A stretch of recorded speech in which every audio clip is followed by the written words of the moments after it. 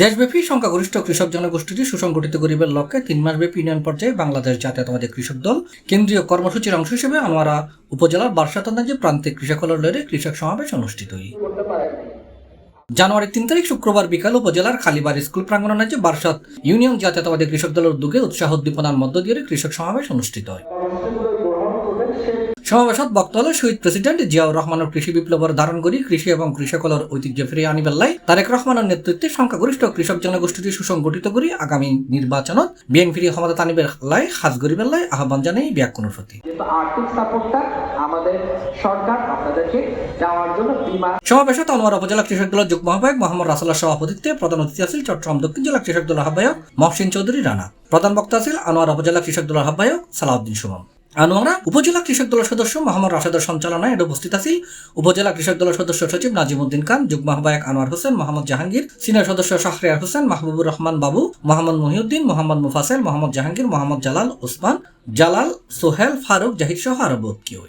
আমরা পুরো আনোয়ারা উপজেলায় ৫,২০০ কৃষক প্রান্তিক কৃষকের মাঝে প্রণোদনা পাওয়ার ব্যবস্থা করেছি এবং আমাদেরকে কৃষি সম্প্রসারণ অধিদপ্তরের এবং কৃষি কর্মকর্তাগণ আমাদেরকে বিভিন্নভাবে সহযোগিতা করেছেন।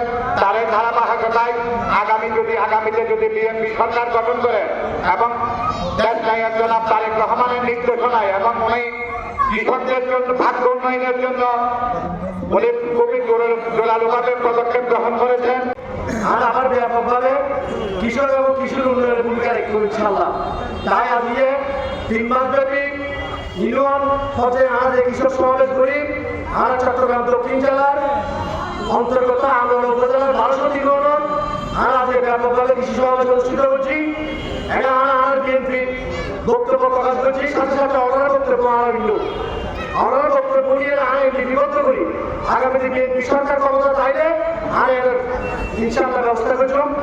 আর কৃষক ভাই আর যা ইন্ডিয়া বৈতাকে দীর্ঘ 17 বছর পর ইয়ার মহারানা দরবারে শুকরিয়া জ্ঞাপন করে ইনশাআল্লাহ বাংলাদেশ জাতীয়তাবাদী কৃষক দল অনারার পাশে আছে।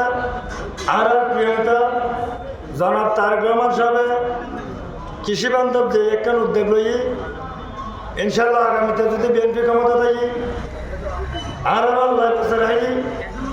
অনারার এই আশা আকাঙ্ক্ষা বাস্তবায়নের উপরে আমি বিশ্বাস করি। সিনজার কৃষি যুদ্ধ সমৃদ্ধশালী দেশ হিসেবে প্রতিষ্ঠিত হই। এভাবে আর বাংলাদেশেরও কৃষি উৎপাদনের আর দেশকে তারেক রহমানের সর্বোচ্চ পর্যায়ে নির্ধার ওনার এই এজেন্ডা বাস্তবায়ন করবেন আর আনোয়ারা উপজেলাধীন প্রত্যন্ত অঞ্চলত 11 ইউনিয়নত 99টি ওয়ার্ডত প্রতিনিয়ত ছুটি যায়। C plus TV, Chittagong.